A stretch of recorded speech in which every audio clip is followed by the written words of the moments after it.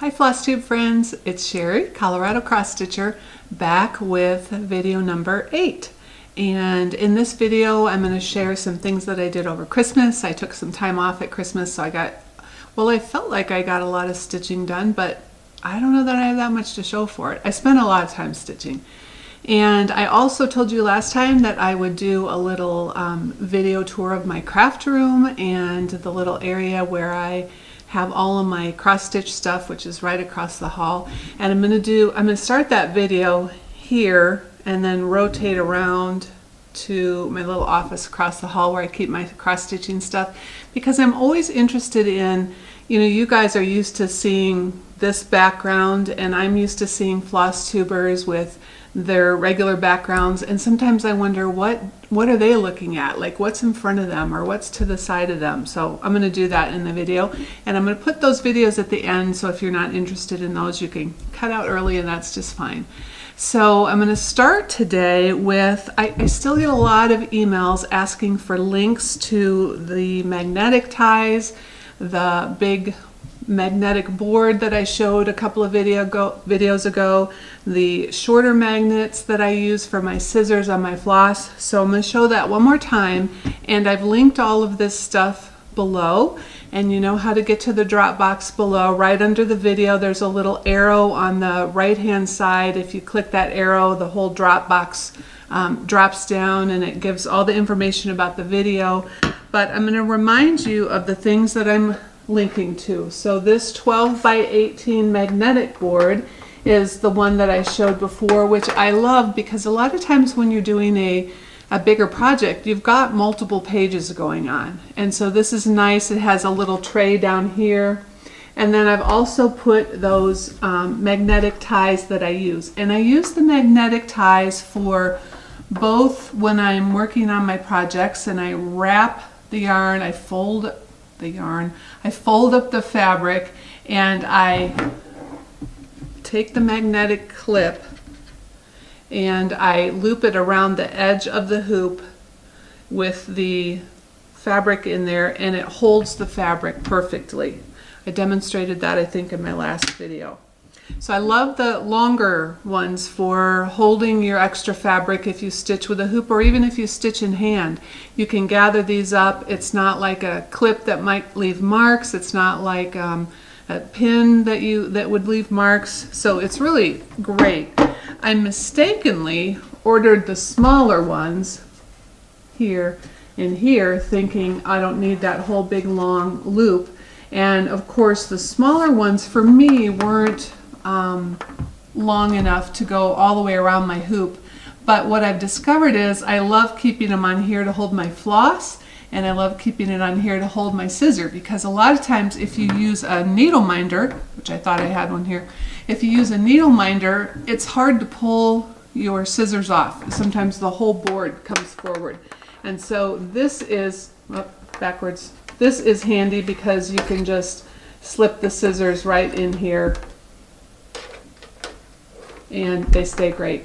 On this side, when I put my ring of flosses, or in this case I'm just using these two sulky colors, and I'll show you what I've been working on with that, I use 2 of these to make it a little stronger, so I can actually pull the thread or pull the flosses off without removing it.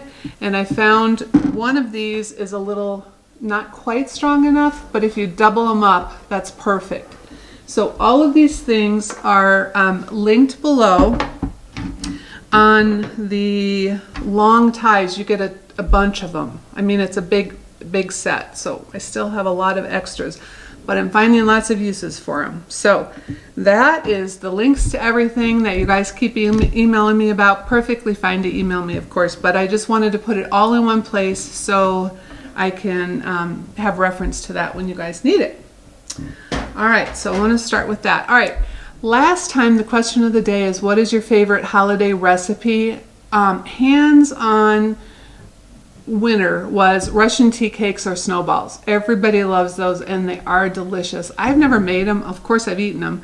So I don't know how much work they are, but yeah, that was everybody's favorite. So it was really fun to read your different responses. Lynette shared a recipe that I haven't tried yet, but I'm totally going to try. She said She puts small potatoes in a crock pot, a little bit of olive oil, a little bit of rock salt, a couple sprigs of fresh rosemary, a couple hours in the crock pot, and it sounds delicious. And rosemary smells so good when it's baking, and so I'm totally going to try that one.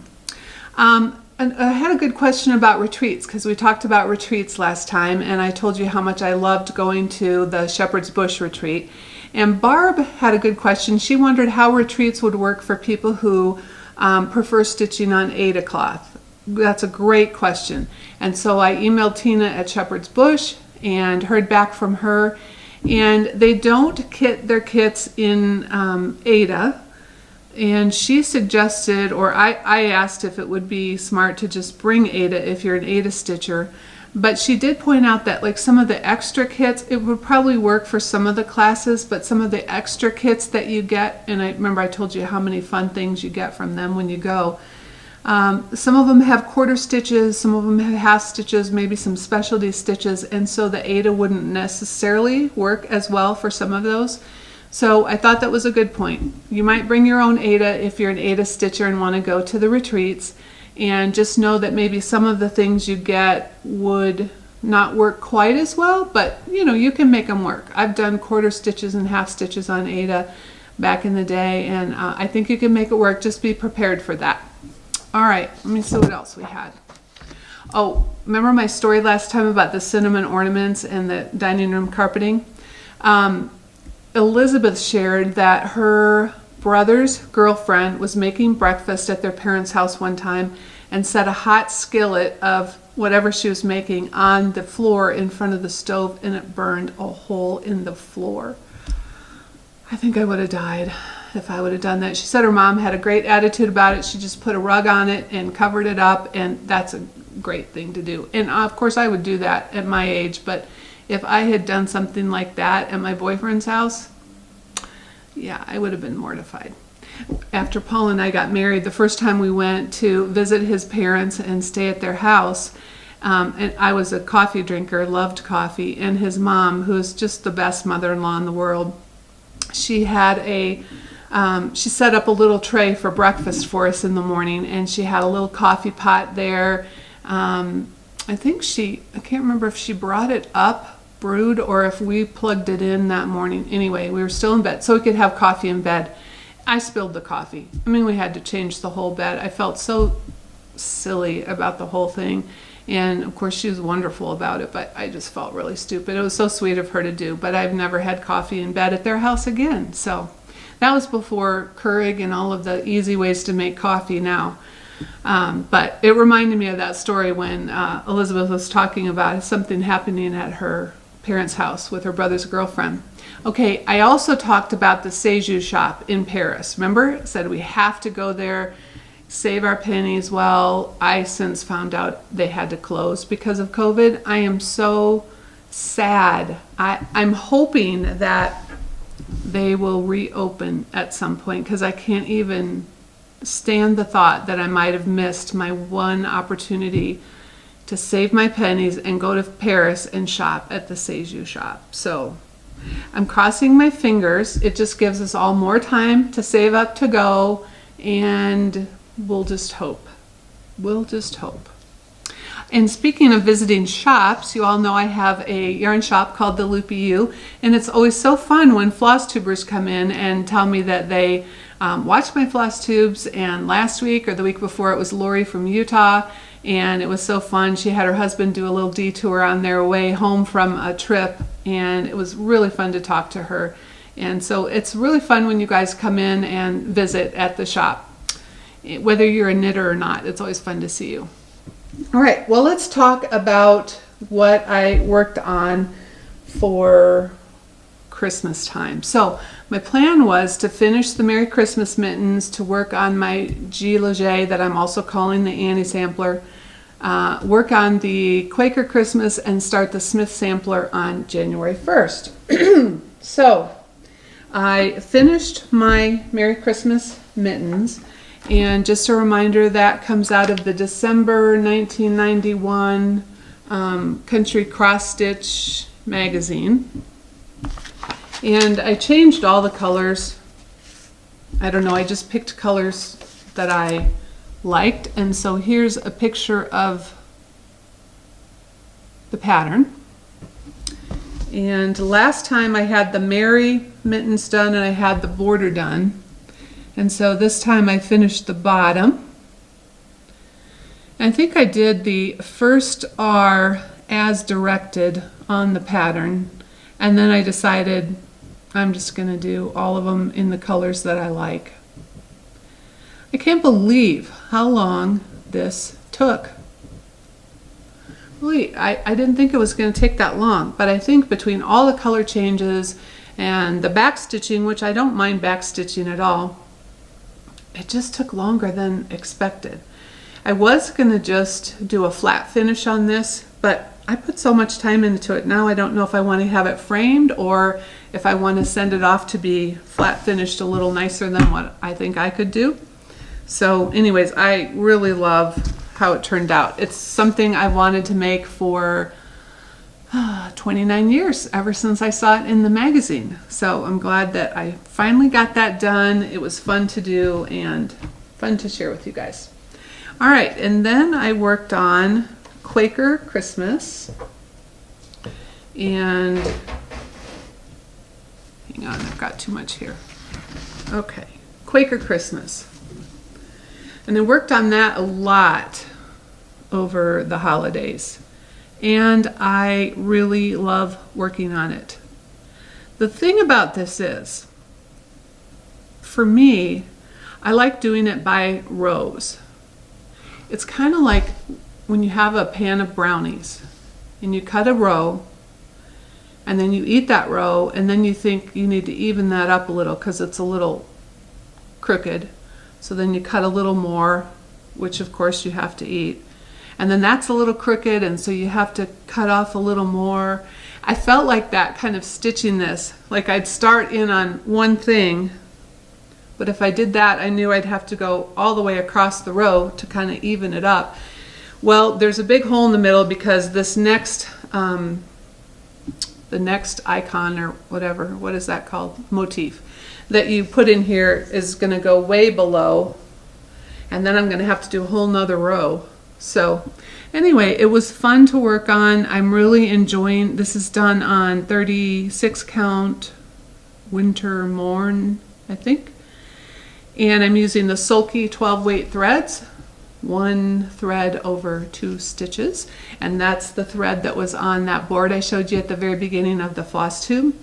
And I really think I'm going to continue working on this. Usually I don't like working on Christmas things when Christmas is over. But for me, I mean, the carols, obviously the titles are very Christmassy, and there are some motifs in here that feel Christmassy, but I really think I can still work on it and enjoy it during the year because I'd love to have it framed for next Christmas 2021, this Christmas coming up. And in order to do that, I have to get it done by the fall so that my framer has time to frame that. So that is Quaker Christmas. Here's the pattern. And again, terrible picture, but beautiful pattern. Super fun to work on, and it's huge. It's going to take me some time. I think, you know, between this one and the one I started on January 1st, it's just 2 big projects. So even though I feel like I've had a lot of stitching time since I saw you last, it's all gone into these pieces and they just take some time. So the next one, the one I started on January 1st, is the Scarlet House Smith sampler. What I love about this sampler is the symmetry. I just like the evenness, and that, I don't know, that kind of appealed to me. It's way different than the Quaker sampler, which is not symmetric at all because all the motifs are different. I thought maybe I would get bored stitching. Once I started in on it, I started on the bottom row. I thought, well, I've already done the tree in the house. I don't know that I want to do another tree. Maybe I'll go up. Well, by the time I got the house done, I thought, no, I think I'd just soon get this done and start working up this way. So here is what I have so far. And this is 40 count vintage metal rue and it's stitched with the called for silks 1/2. And this is why I cannot be trusted to start anywhere but the very center of a pattern. Now, granted, this was always going to be a little bit wider, but I messed up. And how hard is it? You know, you measure it. Luckily, I did 3-inch borders, but you measure in 3 inches up and 3 inches in, and you start right there, and it's not that difficult. But what I did was I didn't pay attention to the border, so I started here at my 3-inch mark, and then I still had the border. There's still plenty of space, because again, I went back and forth if I should use 2 inches or 3 inches, and I thought, no, I'm going to use 3 inches. It's a good thing. So I love how it's turning out. I really like the colors, and the border is so much fun. Let me show you the border. I'm going to stand up, see if you can see it a little bit closer. The border is so fun because look at all the colors in those triangles. It's been really fun to work on.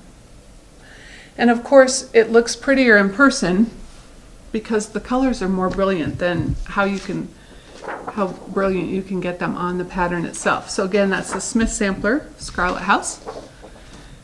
And I know there are others of you working on that one. And then the last thing I did was I worked on, I decided to do a little pin pillow. Do you call them pin cushions or pin pillows? I don't know. Anyways, for my word of the year. And my word, so let me stand up. This is little, so I'm going to stand up and show you this up close. So my word of the year is renew. And I took a tree from Brenda Key's amazing sampler motif book.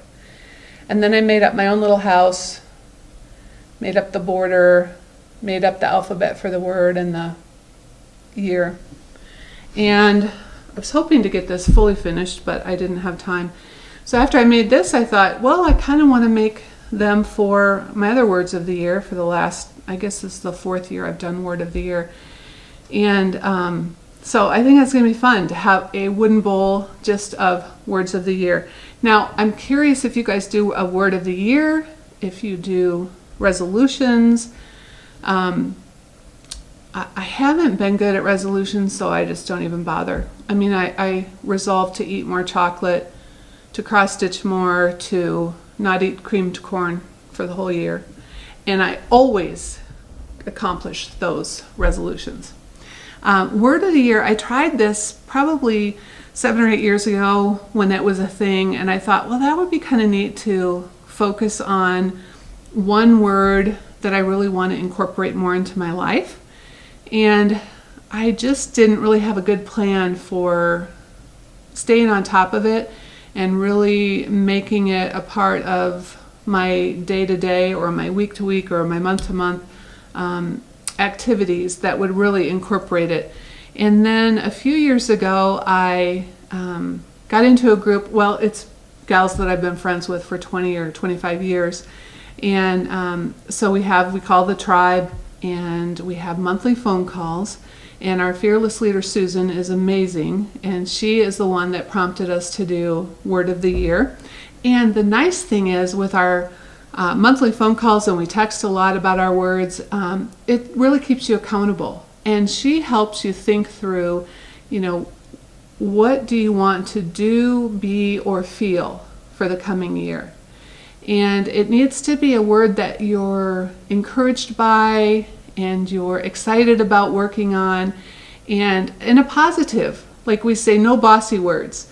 So Susan was thinking of possibly doing the word savor this year, and she said she wouldn't do the word slow down. Like really what she wants to do is slow down a little bit and really appreciate the experiences as she goes along in the year. And instead of it being slow down, being her word or her phrase, which is kind of bossy and kind of negative and kind of too instructional, she chose the word savor, which has a better, more positive connotation to it. So when you're thinking of word of the year, think of something that encourages you and makes you want to do it or want to focus on it. So my past words of the year have been trust, joy, and peace. And I can honestly say I learned those three things those 3 years because of the accountability and really paying attention to, how did I incorporate this in my day? How do I want to incorporate it in my day? For me, the word renew, I feel like in 2020, we gave up so many things, didn't we? I mean, what a year. And there are a lot of things that I am looking forward to renewing in 2021. Some traveling, time with friends, just some of the things that I want to do with stitching and with my shop and with knitting. And so for me, renew is about looking forward to this year and looking forward to getting some of those things back and working on that. So anyways, that's how I came about having a little pin pillow. I like to somehow have my word of the year somewhere as a reminder. So sometimes I will get a necklace that makes me think of my word of the year. This necklace is one of my words of the year, or I get a ring that has my word of the year embossed on it, or I put a note on my mirror to remind me in the mornings of my word of the year. And I don't know why I didn't think about cross-stitching my word into a pillow before, but I'm looking forward to doing the rest of the words, and I already have my designs picked out and made up, so I'm really excited about that. So I would love to know if you have a word of the year, or if you do resolutions, or just what you do. Okay, now I'm looking at my notes to see what else I was going to talk to you about. Okay. So I want to go to my plans, some haul, and then I'm going to insert the videos if you're interested in that. So my plans, I did not work on my G Leger Annie sampler at all this time. So I want to remind you where I was at with that. And let's see if I have the color picture of that. Yes, I do. Oh, now see, just looking at it makes me think I can't wait to stitch on that again. All right, so this is a reminder of the G Leger. I'm doing it in silks, but I don't remember what the fabric is. I will look that up for next time. And remember, this is the one that has the word Annie and a year. And I was thinking, is that the stitcher's name in addition to G Leger? But no, you all told me that that was the French word for year, which I should have known. But now I'm just calling it my Annie sampler because I like that. So this is where I was at. Haven't made any progress because I haven't worked on it since I showed it to you a while ago. And I'm really anxious to work on that house. I loved the pear. I love the colors in the pear. And that house in the middle is going to be really fun to work on. It's a big house, but it's going to be fun. So I'd like to work on that. That's part of my plan. And then one that I've wanted to work on since I got it is Martha Scott GGR. And the reason I haven't started it yet is because I can't decide what I want to do with the words. I don't really want to do Martha Scott in big letters like that, but I might substitute one of my relatives' names in there, which is kind of what I wanted to do. You know, we had that discussion in one of my earlier Flosstubes about, do you put the designer's or the original stitcher's name in there? Do you put your own family members' names? And I really want a wall that has my grandparents or different family members on it. And so I just haven't decided exactly how I want to do that with Martha Scott. I think I'm going to decide on which relative I want to put in there on the top line, and maybe put Martha Scott, age 9, 1876, on the bottom line a little bit smaller. But I love the colors in this. And let me show you the colors. And again, I didn't look up what fabric I'm using, but I have it written down. So I think those colors are going to be beautiful. You know, you don't like initially look at this and see those bright oranges, but sure enough, there they are. That's going to be a fun one. So I'd like to start that. That's in my plans. And then I would like to work on, well, here's two more that I want to start. Besides my Quaker, besides the Smith sampler, Martha Scott, I want to work on Barbara Anna, All Creatures. I don't know, you guys have seen that, so I'm not going to take it out of the plastic, but I've got everything kitted to do that. I'm doing that on 25 count cream Lugana 1/1. And I've got all the floss pulled for that. And then the other one that I would really like to do, and really I have to find some smaller ones because these long, big ones are going to take me forever. With the needle too. Hoping you can see that without too much glare. This is from Lila's Studio. I think it's going to be so much fun. And I'm doing that on 40 count weathered shingle. Weathered. I can't read the writing on this. Is it weathered shingle? You know, I know you've seen that fabric before. And the colors are going to be really pretty too. It's mostly overdyes, but there are a few DMC colors too. So I've got that ready to go. A lot of big projects on my list this year, but that's going to be fun.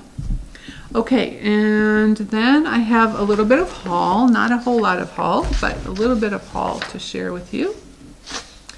And then I have a winner from last time, and I have a giveaway for this time. So let's jump into that. Haul. First of all, I ordered library cards. Sorry for the crinkling. So they're self-adhesive pockets. They come in a pack of 100 for $15 or something on Amazon. I will also link that below. And they go on the back of your pieces. And then you can write all of the information about your piece on the card and tuck it in the back so it is always there when somebody wants to learn more about it. I already showed this last time. This is my Savior's Praise that I did with my daughter in mind. And so on the card, I put all of the information, including the pattern name, the changes that I made, which, you know, I changed the color of the house, I changed the whole bottom of the sampler. I explained who all the initials refer to up near the lady that is stitched, and I'm just glad to have all of that in the pocket. So that was a good deal, I thought. 100 for a good price. And then I got another Hardwick hoop. And you know what? Like, I've only ever seen Hardwick hoops one time, and that was at the St. Charles. See, I couldn't think of the name of that last time either. What is that? That St. Charles event in the fall. They canceled it this past fall. I bought my Hardwick hoop frames there last time, and I didn't know you could get them this narrow, which I think I'm really going to like. And I ordered this from Hoop and Frame. If I think about it, I'll link that below too. And then they also sell the twill tape because you want to wrap. I only wrap the inside one, but if you wrap the inside one in twill tape, then it holds your fabric better and it doesn't slip so much. So order that at the same time because they've got it all available. Also from Hoop and Frame, I ordered this 38 count Legacy linen in brewer's malt. Oh yeah, Hoop and Frame, right there on the back. So I've not stitched on 38 count before. Then I got some patterns for Christmas. I made a wish list on 123 Stitch, and my mom went right on there and ordered some things. So I got this from Heartstring Samplery, Never Let You Go. I love that. I love the couple, I love the checkerboardy house, I love the animals, and look at the, can you see the spotted cow? Also very cute. And then I got the drawn thread. Every time I see this pattern, I just think it's so pretty. So this is very Christmassy. This is something I wouldn't want to stitch until like next November. Unlike the Quaker Sampler, which isn't too Christmassy. And then Jane Bannister, because I love those cats down on the bottom. And this is more probably not my typical style. But you know, I've done several of those, like the Gilles Leger, not my normal style either. And this reminds me more of that. But I'm going to love working on it. And it's a color chart, which is always really nice. So Jane Bannister, Hands Across the Sea. Then I ordered on Amazon used, because I don't think that they sell it new anymore, this other sampler motif book from Brenda Keyes, because I love her most recent one so much. So I wanted to get her other one. So I found that on, I think, Amazon or eBay. I can't remember.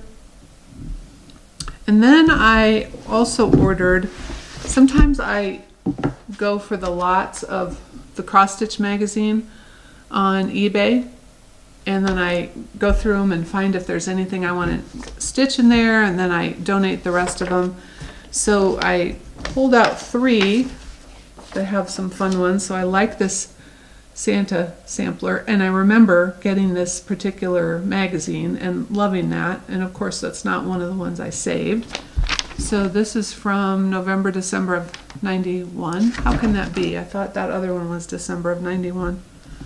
It is November and December of 91. Oh, the other one is a different magazine. Never mind. All right, this is September, October 92. I love the one on the cover. Isn't that fun? For my someday Christmas wall. The skaters. Oh, I just love everything about that. So that's the one I want to do in this one. That'll be fun. And then March, April of 92.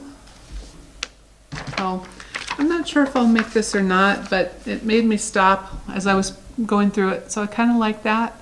Maybe in some different colors. Thought that was kind of pretty. So I think I got 6 of these magazines, and I'm going to keep 3, and then I'm going to give 3 of them away or donate them or whatever. So that's my haul. And prize winner from last time. So last time you had to say the word snow if you were interested in this Little House Snowflakes pattern that I bought and am giving away because I decided not to do it. I just have too many patterns that I want to do. So the winner is Wanda Potts. So Wanda, if you will get a hold of me, my address is in the drop box below. I will get this mailed right off to you. All right, giveaway for next time, celebrating 6,000 subscribers. Thank you so much for subscribing. That's very fun. And I really appreciate your subscriptions. I love your comments. You know, I read all of them. And it's such a day brightener, you know, at the end of a long day to go through and see the new comments. And I try to respond to all of them. I will at least put a heart, you know, if I read it, and I read all of them. So thank you for leaving comments. Thank you for subscribing. I've got 2 kits to give away, and one is a never claimed kit from one of my, either my first or second Flosstube, and then the other one is a new kit that I want to give away. So I'm going to have to think of words. Let's see. And we already did this one, so let me think of a new word. The first giveaway is this Friendship Garden, and it is a kit from Silver Needle Club that I was in, and it includes a magnetic hand-painted adorable matching ruler on the back, and you get the fabric and the flosses and a needle. And let's use the word needle for this. So if you're interested in this one, use the word needle in your comment. And remember, you don't have to make up a sentence. I am totally okay if you just put needle and whatever word this is going to be, and that's your entry, because all the randomizer does is look for that particular word. So the second one is the Scarlet House, and that's also a little friendship sampler. Comes with the fabric, a beautiful green fabric in the floss. And let's use the word house if you are interested in this one. So this one is house, and this one is needle. All right, giveaway for next time. Okay, our question of the day this time is, do you do New Year's resolutions or do you do a word of the year? And if you want to share your word of the year or one of your resolutions, feel free to leave a comment below. That would be fun. All right, next time I'm hoping that I will have back 2 of my Hawk Run Hollow pieces framed. I took those in when I picked up those other frames that I showed last time. I took my Hawk Run Hollow Houses and Village in to be framed, and they're huge because I started the Hawk Run Hollow series back when I was just back into cross stitching, and I bought 16 count hand dyed but Ada to do those. And now that I've done 2 of them like that, I don't really want to do the other ones a different size. So anyway, they're going to be big, and I'm hoping to have those back the next time. So I will be back to share those. And now I'm going to have Paul insert the videos here. And I have 2 videos for you. I have one of where I keep my cross stitch supplies, and then one with my craft room that has my happy wall in it, which has mini quilts and cross stitching and all different things down there. So I'm going to take you down there and do that too. So if you're interested, stay and watch. If not, I will see you next time. Bye. Okay, so this is usually where I sit to do floss tubes, and like I mentioned in my video, I sometimes wonder what everybody else who is floss tubing sees on the side and in front of them, because we're so used to seeing their view. So I'm just going to kind of turn you around here so that I can take you into this little office that has my stitching stuff in it. And this old cabinet is a antique baker's cabinet. It's got tin shelves in there, and so that has knitting stuff in it. And then I'm going to turn around. This is where I work from home on my work at home days, and all of my stitching stuff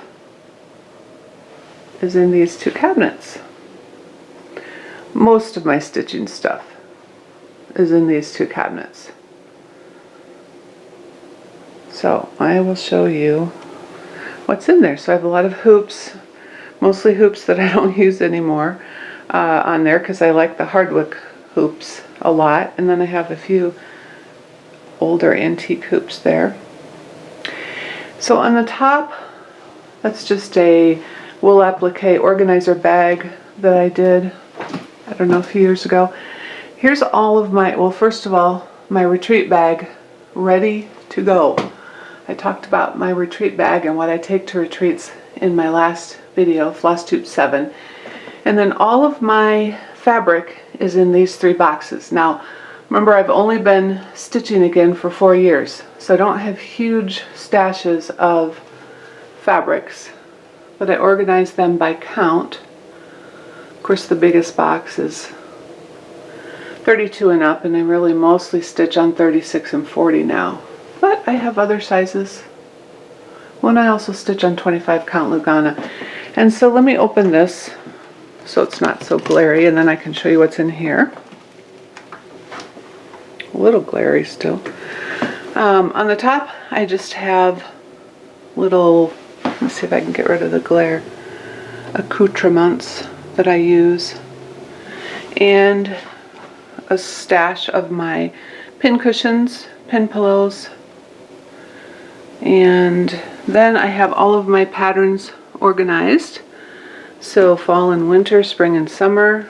Again, I don't have a huge stash, but I have a lot of patterns that I still want to do.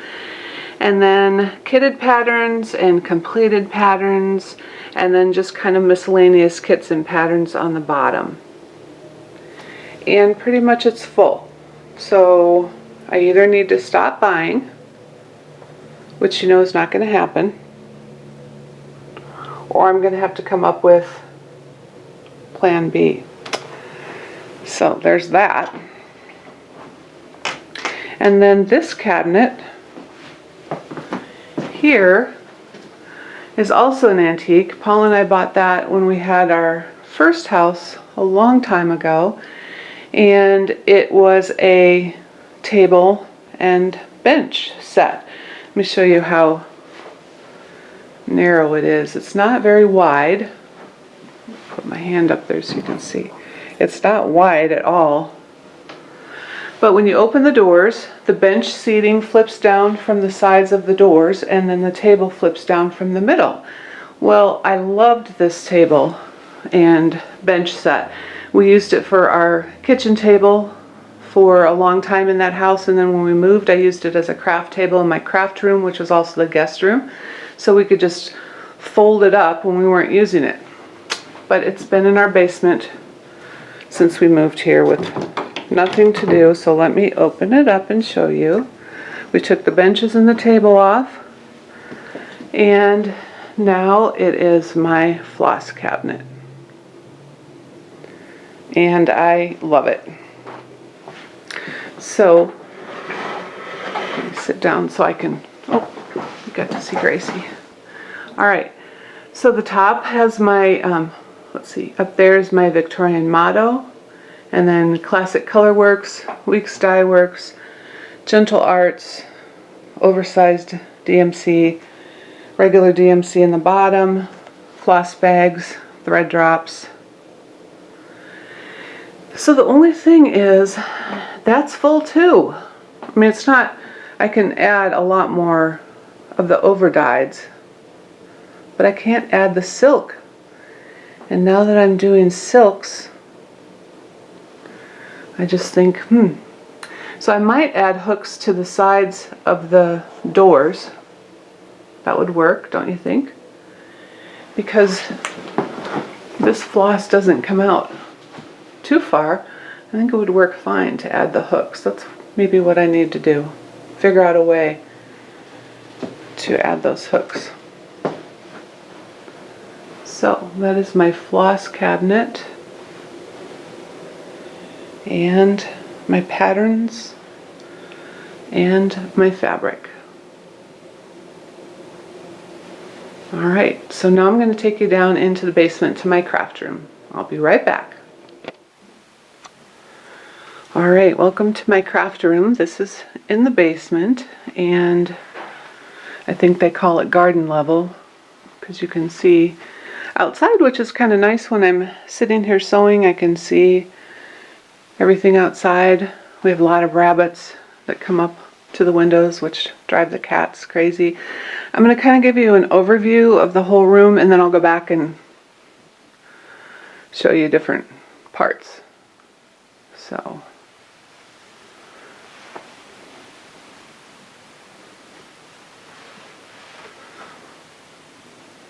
and I love having this room to work on. That's my happy wall, quilts, cross stitch. We don't use that little fireplace, but it's kind of cute there.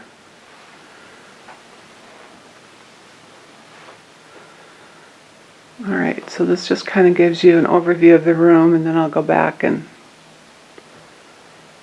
tell you about the different things and where I keep things, if that's interesting. I suppose if it's not interesting, you're not watching this, so there you go. Alright, so on my windows, let's see, maybe you can see here, I don't know why that looks wrinkled. I took some old handkerchiefs and some old antique rulers that I found and put those above my windows. which was fun collecting there. That's a little better. Fun collecting those handkerchiefs, and I was so happy to find those big rulers as well. And then over here is my threads. I have a little cross-stitch piece here. I think that's the first pincushion I made a few years ago. And then I have craft magazines here. This is an old cross-stitch that I'm not sure where it came from. I think my mom found it somewhere. I thought my grandma made it, but then I think she told me no, she found it somewhere else, and I just painted the frame to a color that I liked better. That's kind of a fun one to have. There's no initials, no date. Anyway, while I'm at it, I'm going to go through the door here and show you these other two behind this door that I have, that I love, that I found at an antique store. And I love the purple goats on this one. Isn't that cute? And then the friend one, which is fun. Alright. I'm going to take you around a little slow so you're not dizzy. And we'll start over here. And I have a collection of old darning eggs because I'm a sock knitter. So some of them are old and some of them are newer. So that's kind of fun. And a quilt I made. Teddy bear I made. And he happens to be wearing a little pair of shorty overalls that our 6'4" son wore when he was 6 months old. Probably younger, probably 3 months. Okay, and then this is my work area. I have the bins just contain pens and pencils for scrapbooking supplies, ribbons and buttons for finishing, and all kinds of stuff like that. I love old tins, so I've got old tins scattered here and there. And then the table itself was my grandparents' front door. They lived in their house for, I think, 65 years. And they were in a little town that has continued to grow and be the kind of town where there's no more land, but everybody wants to live there. So they're knocking down the old houses, which is so sad, and building huge houses on these lots. And so the lady who bought it to knock it down and rebuild, I contacted her and I arranged to buy the doors. So I bought their front door, and I bought all of they had these beautiful wooden doors with cut glass windows, not cloudy windows, what is that called? Smoked windows. They were the bedroom doors, so you couldn't see through them, but they had the windows and the glass doorknobs, which was so cool. So I bought all of those thinking I would replace all of our bedroom doors with those doors, and you know, now I see that's not as easy as it sounds. So, but anyways, we did reapportion the front door, and the nicest thing, so I paid this lady, I don't know, $300 or $400, and 2 weeks later she mailed the check back to me and said, I already feel bad, we're taking down your grandparents' house, I don't feel right taking money from you for the doors, so please accept your check back, which was super sweet of her because she was selling a lot of this stuff to refurbishers, so she could have easily sold those doors. So anyway, I love having the door for my work table, and then we got a couple of bookcases from IKEA and then put a glass top on it. So, and then this is just fun little favorite pictures and a scissor holder, little tins. And then on the wall are, let's see, I think I did all of the wool applique and some of the quilts.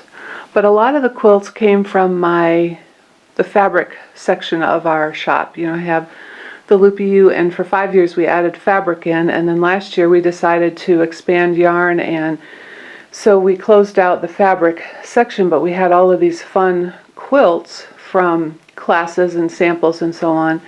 And we sold most of them, but I picked out my favorites because I've always wanted a quilt wall. And there's my Sally Spencer, which I've shown before.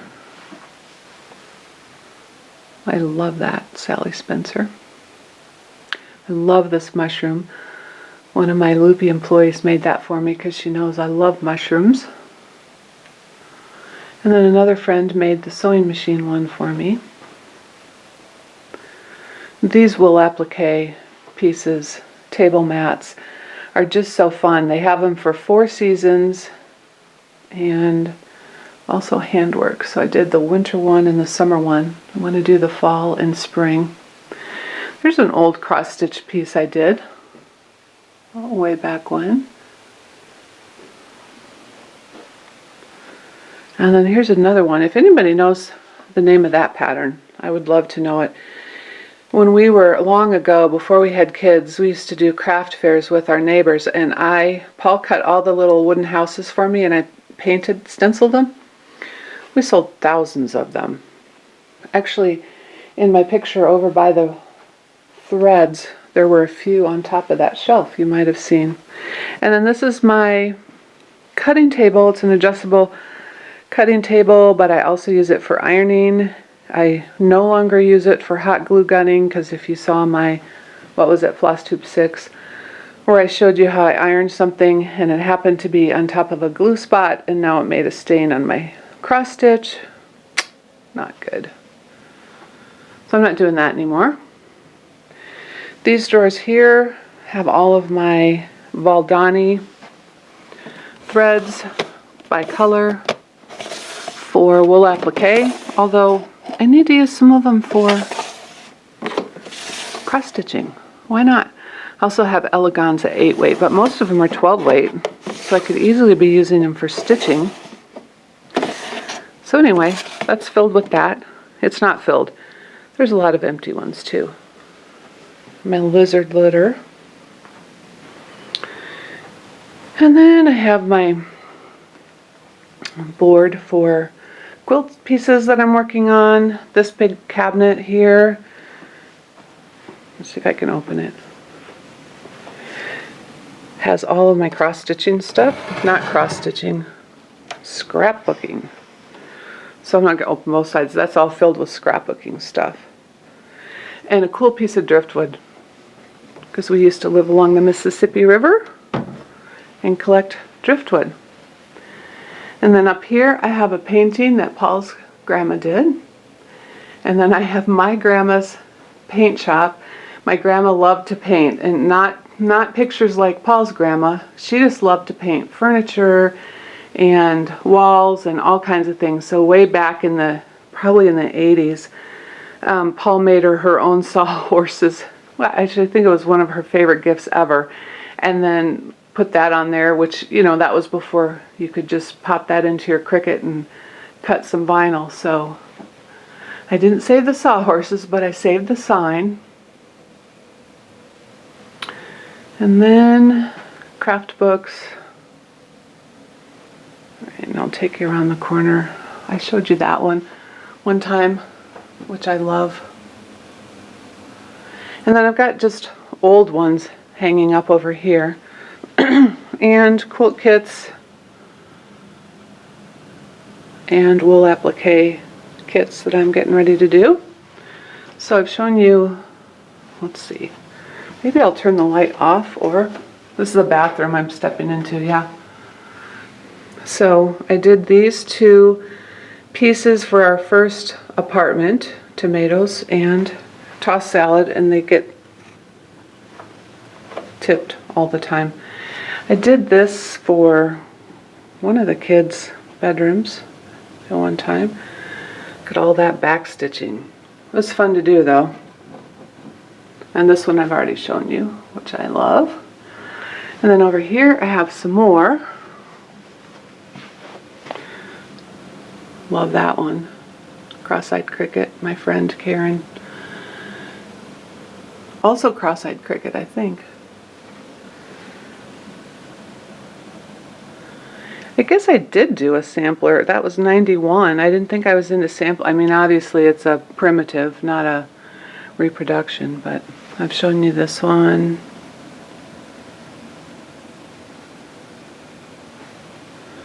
This one I think I showed in my last video. This one I love.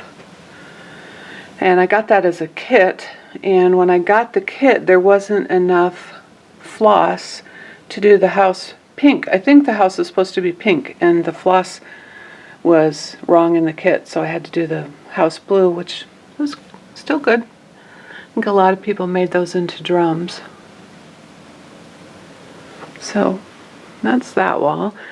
And then here's a little piece I did back in the 80s for my grandparents for their kitchen. Coffee cups.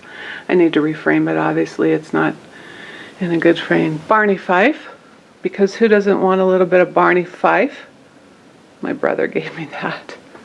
I love the Andy Griffith Show. Here's the little cat teepee. We have one upstairs too, and Lexi's in there. She loves being in there.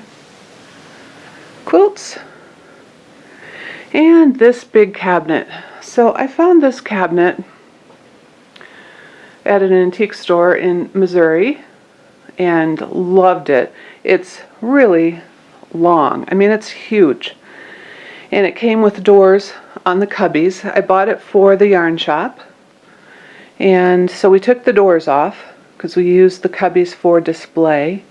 And Paul took the doors and made a winding station for the yarn and an extra packing station sometimes. And we had it in our St. Louis yarn shop, and then when we moved the shop to Colorado, we had it in our first Colorado location, and then we moved to a bigger space 2.5 years ago, and there's so many windows in the new space, which we love, but not a lot of wall space. So this would not fit anywhere. And secretly, I was so happy because I've always wanted this to come to my house. It is a bugger to get down the stairs. It probably took the movers an hour to get it down my stairs. It does come into two pieces, the top piece and the bottom piece, but oh, it's heavy, it's long. Our stairs kind of curve coming into the basement, so yeah, it's not an ideal thing to move, but it's staying here forever. I might have to sell it with the house. So in there I have all of my knitting projects, whips, and there are too many of them. And I also have some fun little things, just memorabilia and what have you. So this, I think this was my mom's button box or my grandma's button tin. It's just a little tin, probably a chocolate tin once, right? Filled with buttons. Dick and Jane, I love Dick and Jane books, so I had to have one of those. And I love the colors teal and red, so that was a perfect one for me to find at an antique store. This is a little cross-stitch piece that my aunt did.